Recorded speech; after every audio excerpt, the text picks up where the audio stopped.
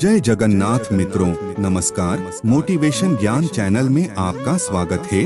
आप लोग थंबनेल का शीर्षक देख लिया होगा, तो चलिए देर न करते हुए आज की ये वीडियो शुरू करते हैं। दोस्तों, रोज हमारी जिंदगी में आप जाने अनजाने ऐसे कई काम करते हैं जिसके चलते घर में कलह, अशांति और कंगाली आने लगती है।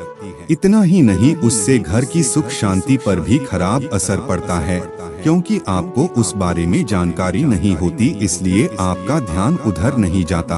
वास्तु शास्त्र के अनुसार घर के मंदिर में किसी देवी देवता की एक से ज्यादा मूर्तियां रखना नहीं चाहिए।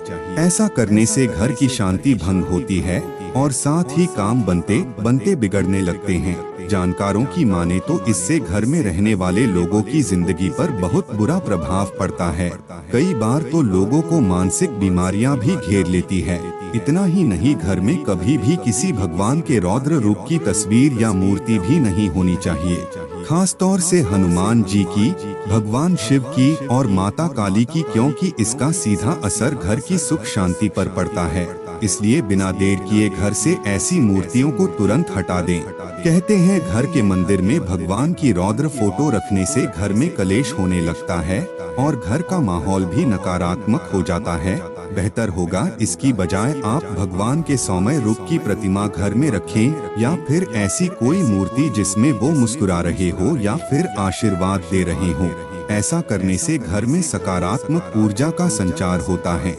वैसे आपको एक बात का ध्यान और रखना है, और वो ये कि आपके घर के पूजा स्थल में एक से ज्यादा शंख न रखे हो। मान्यताओं के अनुसार शंख भगवान विष्णु का प्रतीक होता है। आपने देखा होगा, चतुर्भुज स्वरूप में भगवान विष्णु अपने एक हाथ में शंख धारण किए रहते हैं, इसलिए इसे रोज रोज बदलना सही नहीं।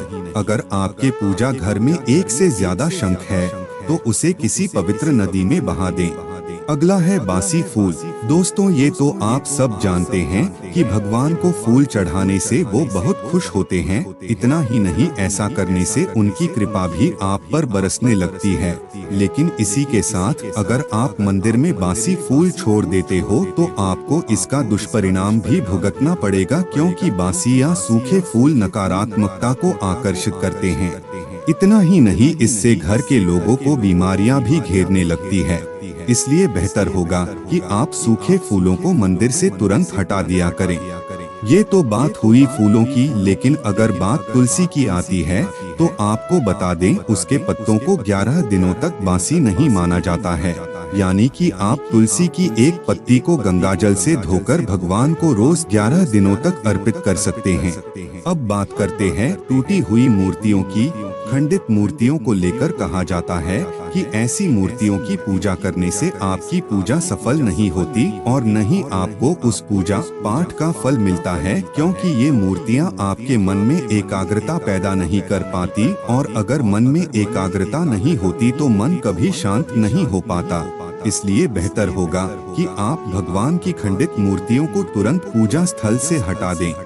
लेकिन दोस्तों, शिवपुराण में कहा गया है कि अगर भक्त सच्चे मन से टूटे या खंडित शिवलिंग की भी पूजा करता है तो उसे उसकी पूजा का पूरा फल प्राप्त होता है। महादेव उसकी इस भक्ति को भी स्वीकार करते हैं।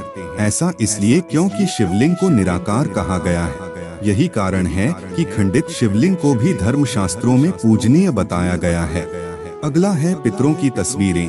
दोस्तों, जब परिवार में किसी की मृत्यु हो जाती है तो वो पितर माने जाते हैं।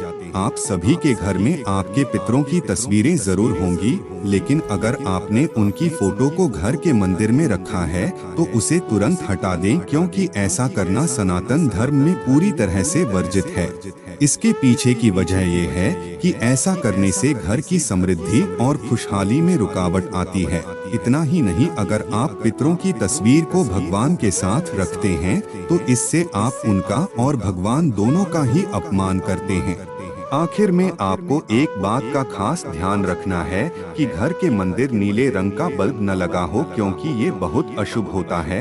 याद रहे, मंदिर में हमेशा पीले रंग का ही बल्ब लगाना चाहिए।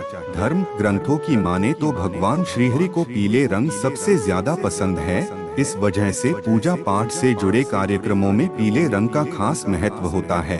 तो मित्रों, आज के लिए इतना ही। अगर आज की ये वीडियो आपको अच्छी लगी हो तो वीडियो को एक लाइक करें और शेयर भी करें।